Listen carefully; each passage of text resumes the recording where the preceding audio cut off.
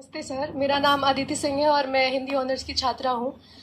मेरा सवाल आपसे ये है कि अगर आपको भारत का एजुकेशन मिनिस्टर बनने का अवसर मिले तो आप हिंदी को लेकर कौन से नए बदलाव करना चाहेंगे या कौन सी नई पॉलिसीज़ को इंट्रोड्यूस करना चाहेंगे?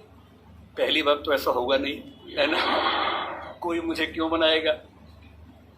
लेकिन अगर मैं इस हाइपोथेटिकल सिचुएशन में चला ही जाऊं कि मैं भारत का शिक्षा मंत्री बन जाऊं, इसमें एक समस्या ये है कि भारत में शिक्षा संवर्ती सूची का विषय है।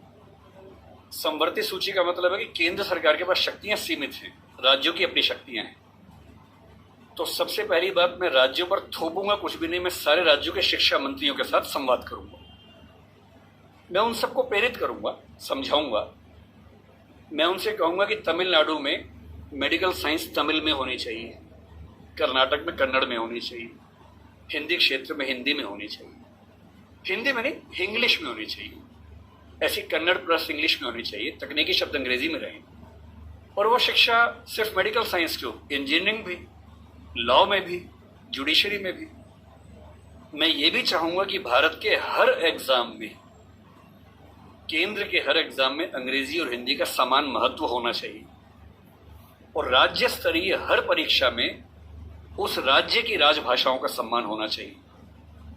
महाराष्ट्र पीसीएस में मराठी की भूमिका अंग्रेजी से कई गुना ज्यादा होनी ही चाहिए, क्योंकि वहां के एसडीएम को, डीएसपी को मराठी लोगों से बातचीत करनी है।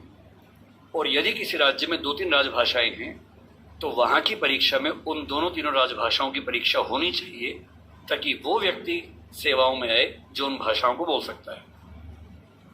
कुछ ऐसे प्रयास। और तीसरी बात, अभी हमें शिक्षा पर बजट हम बहुत कंजूसी से खर्च करते हैं। हमारा ज्यादा बजट सेना पे खर्च होता है और चीजों पे होता है। मजबूरी वो भी है, सेना को हम नहीं छोड़ सकते, क्योंकि सुरक्षित होंगे तो पढ़ेंगे, अगर युद्ध हो गया किताब फेंके तो मारेंगे नहीं, तो हमें जो हथियार चाहिए ही चाहिए, युद्ध तो करना ही पड़ सकता है। पर मैं चाहूंगा कि शिक्षा पर हमारा खर्च बढ़े। एक ऐसी हिंदी में समस्या क्या होती है, और ये हिंदी के साथ बाकी भारतीय भाषाओं में, आपको हर विषय में अच्छे अध्यापक ही नहीं मिलते हैं। अच्छे अध्यापक क्यों नहीं मिलते हैं? क्योंकि अच्छे कॉलेज ही नहीं है। अच्छे कॉलेज क्यों नहीं है? क्योंकि अच्छे शिक्षक पहले बने ही नहीं थे। अच्छे शिक्षक क्यों नहीं बने थे? क्योंकि उनको पता था कि नौकरी मिलेगी नहीं। अगर नौकरी इंग्लिश में ही मिलेगी तो लोग इंग्लिश मीडियम में ही पढ़ेंगे। इस बच्ची ने अभी भी कहा कि मैं अंग्रेजी माध्यम में, मुझे हिंदी ज्यादा समझ में आती है। पर ये अंग्रेजी माध्यम में क्यों है? क्योंकि नौकरी का संकट है, एक मजबूरी है कि नौकरी इंग्लिश में मिलेगी। अगर भारत सरकार ठान ले और राज्यों की सरकारें ठान लें, अपनी अपनी भाषाओं में पढ़ाई लिखाई की संस्कृति को ठीक से विकसित करें। रामविलास शर्मा जी ने कहा था कि हर जिले में एक विश्वविद्यालय होना चाहिए अपनी भाषा में। आंध्र प्रदेश के हर जिले में एक तेलुगु विश्वविद्यालय हो, जो उस जिले की विशेषताओं को केंद्र में रखकर ज्ञान विज्ञान कौशल का विकास करता हो। ये हिंदी पट्टी में होना चाहिए। हर जिले में विश्वविद्यालय हो, छोटा ही हो, एक विश्वविद्यालय हो। उस जिले में खेती कैसे अच्छी हो सकती है, उस जिले में उद्योग कैसे पनपेगा, स्टार्टअप कैसे होगा, उस पर रिसर्च वहां पर हो, वहां की भाषा में हो, वहां के किसान को समझ में आती हो। और देखिए, अनुवाद की दुनिया बड़ी समृद्ध हो चुकी है। आज से 4 साल पहले गूगल ट्रांसलेट करने पे हंसी आती थी। आज क्रिएटिव ट्रांसलेशन छोड़ दीजिए, तथ्यों का अनुवाद मैं तो अक्सर लगभग रोज इस्तेमाल करता हूं। हम जिस संस्था में काम करते हैं दृष्टि में, हमारी राजभाषा हिंदी भी है, अंग्रेजी भी है। और मैं सुनिश्चित करता हूं कि हमारी संस्था में जितने भी नोटिफिकेशंस आएंगे पहले हिंदी में आते हैं, फिर अंग्रेजी में आते हैं। मैं खुद बनाता हूं, दोनों भाषाओं में बनाता हूं। पहले हिंदी में, गूगल ट्रांसलेट पे जाता हूं, 1 सेकंड में अनुवाद हो जाता है। फिर उसको चेक करता हूं।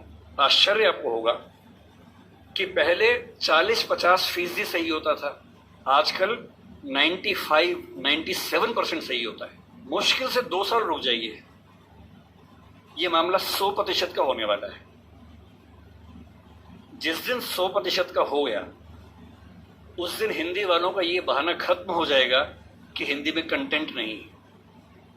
आपको अंग्रेजी का जो अखबार पढ़ना है, आज से 2 साल बाद पता क्या होगा, आप नेट पे जाएंगे, द हिंदू मान लीजिए पढ़ना है आपको, आप द हिंदू पे जाएंगे, नीचे क्या लिखा होगा, कौन सी भाषा में पढ़ेंगे, सारी भाषाओं के नाम होंगे, यहां तक कि स्पेनिश और फ्रेंच भी लिखा होगा। आप हिंदी क्लिक करेंगे, पूरा अखबार हिंदी में आएगा आपके सामने। फिर क्या बहाना बचता है? दुनिया की जो भी किताब पढ़नी है, एक टैबलेट आपके पास होगा या बुक रीडर होगा, दुनिया की जो किताब पढ़नी हो अपनी भाषा में आप पढ़ेंगे और अनुवाद की समस्या रत्ती भर नहीं होगी। मुश्किल से 5 से 10 साल के बाद ऐसी डिवाइसेस आ जाएंगी, ईयरफोन लगा होगा आपके कान में। आप जैसे मैं भी जब विदेश में जाता हूँ, जहाँ अंग्रेजी चलती है वहाँ दिक्कत नहीं आती। अब जैसे मान लीजिए मैं ऑशविट्स, एक आपने सुना होगा जहाँ नाजी अत्याचार हुए थे, मैं 2 दिन पहले पोलैंड में वहीं गया हुआ था। वहाँ हर चीज़ पोलिश भाषा में लिखी हुई थी, कहीं कहीं अंग्रेजी थी। अब समझ में नहीं आ रहा कैसे पढ़ूं। गूगल ट्रांसलेट पे जाके कैमरा ऑन करना है, लैंग्वेज में आपने कर दिया पॉलिश टू इंग्लिश, आप कैमरा जहाँ जहाँ ले जा रहे हैं पॉलिश इंग्लिश में कन्वर्ट होकर दिख रही है आपको, कोई समस्या ही नहीं है। वो सारी पॉलिश लिखी है, मैं सारा अंग्रेजी में पढ़ रहा हूँ, कहीं कहीं हिंदी में पढ़ रहा हूँ, सब कुछ हो चुका है। मुश्किल से 2-3 साल बाद क्या होगा, ऐसे हेडफोन्स और माइक आ जाएंगे। आप अपने कंप्यूटर से या फोन से कनेक्टेड हैं, एक पॉलिश व्यक्ति या मान लीजिए डच व्यक्ति आपसे बात कर रहा है, नीदरलैंड्स का, उसको केवल डच आती है, मुझे केवल हिंदी आती है। मैंने अपने फ़ोन में डच से हिंदी सेट कर दिया, उसने अपने फ़ोन में हिंदी से डच सेट कर दिया। वो डच बोल रहा है, मेरे हेडफोन में जो माइक है वो उसको सुन रहा है, कंप्यूटर कनेक्टेड है, फ़ोन कनेक्टेड है, मेरा फ़ोन तुरंत उसको हिंदी में कन्वर्ट करके मुझे हिंदी में सुना रहा है। मैं हिंदी बोल रहा हूँ, उसे डच में सुन रहा है। और ये मैक्सिमम अगले 5 साल का मामला है। 5 साल बाद बेबीलोन की मीनार बन जाए।